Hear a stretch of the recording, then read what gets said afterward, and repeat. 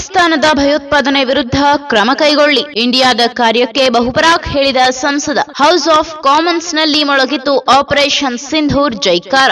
ಉಗ್ರವಾದದ ವಿರುದ್ಧದ ಹೋರಾಟದಲ್ಲಿ ಭಾರತಕ್ಕೆ ಬೆಂಬಲಿಸೋಣ. ಬ್ರಿಟಿಷ್ ವಿದೇಶಾಂಗ ಕಾರ್ಯದರ್ಶಿ ಹೇಳಿದ್ದೇನು? ನಾನು 86 kg ಇದ್ದವಳು 71 kg ಬಂದಿದ್ದೇನೆ. ವಯಸ್ಸಾದ್ಮೇಲೆ ಸ್ಮಾರ್ಟ್ ಆಗಿ ಕಾಣ್ತೀರಾ ಅಂದ್ರೆ ಜಿನ್ನಿ. 126 kg ವೇಟ್ ಇದೆ. ನಾವು ಈಗ 114 kg ಲೆಕ್ಕ ಬಂದಿದ್ದೀವಿ. ಯಾವುದೇ ಸೈಡ್ ಎಫೆಕ್ಟ್ ಆಗಿಲ್ಲ. 84ರಿಂದ 50 kg ಬಂದೆ. ಆಮೇಲೆ ಸಣ್ಣಗೆ ಫಿಟ್ ಆಗಿದ್ದೀನಿ. ಅದಕ್ಕೆ ನಾನು ಯೂಸ್ ಮಾಡ್ತಾ ಇರೋದು ಜೀನಿ ಸ್ಲಿಮ್. ಜಮ್ಮು ಮತ್ತು ಕಾಶ್ಮೀರದ ಪಹಲ್ಗಾಮ್ನಲ್ಲಿ ನಡೆದ ಭಯೋತ್ಪಾದಕ ದಾಳಿಯನ್ನ ಬ್ರಿಟಿಷ್ ಸಂಸದ ಬಾಬ್ ಬ್ಲಾಕ್ಮನ್ ಖಂಡಿಸಿದ್ದಾರೆ.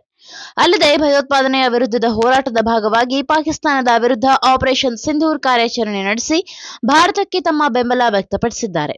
ಈ ಮೂಲಕ ಪಾಕ್ ಆಕ್ರಮಿತ ಕಾಶ್ಮೀರದಲ್ಲಿ ಅಂದ್ರೆ ಪಿಒಕೆಯಲ್ಲಿ ಕಾರ್ಯನಿರ್ವಹಿಸುತ್ತಿರುವ ಭಯೋತ್ಪಾದಕ ಅಡಗುತಾಣಗಳು, ತರಬೇತಿ ಕೇಂದ್ರಗಳ ವಿರುದ್ಧ ಕಠಿಣ ಕ್ರಮ ಕೈಗೊಳ್ಳುವಂತೆ ಯುನೈಟೆಡ್ ಕಿಂಗ್ಡಂನ ಪ್ರಧಾನಿ ಕೀರ್ ಸ್ಟಾರ್ಮರ್ ಸರ್ಕಾರಕ್ಕೆ ಬ್ಲಾಕ್ಮನ್ ಆಗ್ರಹಿಸಿದ್ದಾರೆ. ಇನ್ನು ಪಹಲ್ಗಾಮ್ನಲ್ಲಿ ನಡೆದ ಭೀಕರ ಭಯೋತ್ಪಾದಕ ದಾಳಿಯ ನಂತರ ಭಾರತವು ಆಪರೇಷನ್ ಸಿಂಧೂರ್ ಕಾರ್ಯಾಚರಣೆ ನಡೆಸಿತು.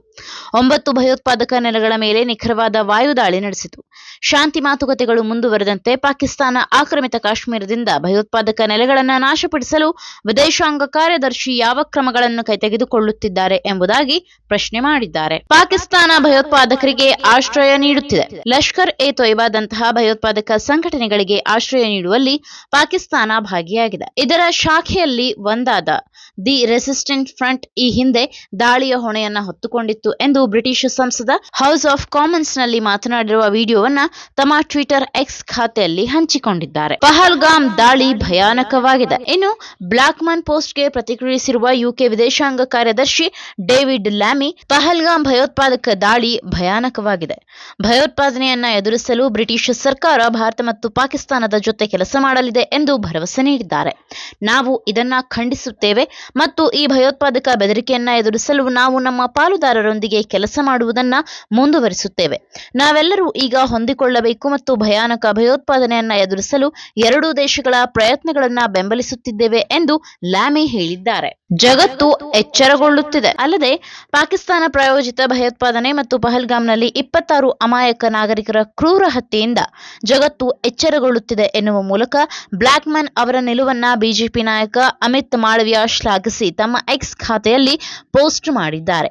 ಪಾಕಿಸ್ತಾನದ ಒಳಗೊಳ್ಳುವಿಕೆಯನ್ನ ಮತ್ತು ದಾಳಿಯ ಜವಾಬ್ದಾರಿಯನ್ನು ಹೊತ್ತಿರುವ ಲಷ್ಕರ್ ಎ ತೊಯ್ಬಾದ ಒಂದು ಶಾಖೆಯಾದ ದಿ ರೆಸಿಸ್ಟೆಂಟ್ ಫ್ರಂಟ್ ವಿರುದ್ಧ ಅವರು ಆಕ್ರೋಶ ವ್ಯಕ್ತಪಡಿಸಿದ್ದಾರೆ.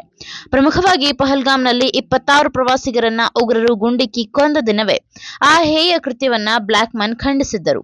ಜಮ್ಮು ಮತ್ತು ಕಾಶ್ಮೀರದಲ್ಲಿ ಭಯೋತ್ಪಾದನೆ ನಿರ್ಮೂಲನೆಗೆ ಭಾರತ ಕೈಗೊಂಡ ಕ್ರಮವನ್ನ ಸಂಪೂರ್ಣವಾಗಿ ಬೆಂಬಲಿಸುವಂತೆ ತಮ್ಮ ಸರ್ಕಾರವನ್ನ ಒತ್ತಾಯಿಸಿದ್ದರು. ಈ ಮಾಹಿತಿ ನಿಮಗೆ ಇಷ್ಟವಾಗಿದ್ದಲ್ಲಿ ಈ ಬಗ್ಗೆ ಕಮೆಂಟ್ ಮಾಡಿ, ವಿಡಿಯೋನ ಲೈಕ್ ಮಾಡಿ, ಶೇರ್ ಮಾಡಿ.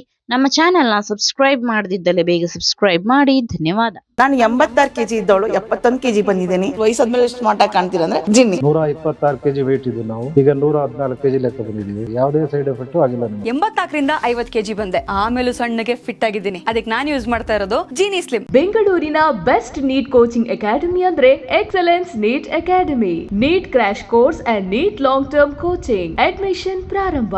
ಈ ಕೂಡಲೇ ಸಂಪರ್ಕಿಸಿ.